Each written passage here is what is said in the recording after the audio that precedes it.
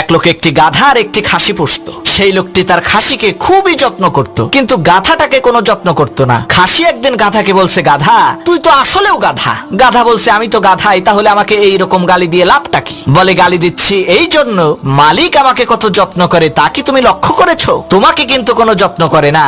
বাহির থেকে আসার সময় একটা থাপ্পড় দেয়, যাওয়ার সময় আর একটা থাপ্পড় দেয়, আর আমার গায়ের উপরে হাত বুলিয়ে দেয়, গোসল করায়, ভুসি বেশি খাওয়ায়, কত যত্ন করে। তখন গাধা বলল, ভাই তোমার এত যত্ন কেন তা কি তুমি জানো? খাসি কয়, না তা তো জানি না। কয়, তোমার যত্ন বেড়েছে, কুরবানির চাঁদ উঠেছে সেই জন্য।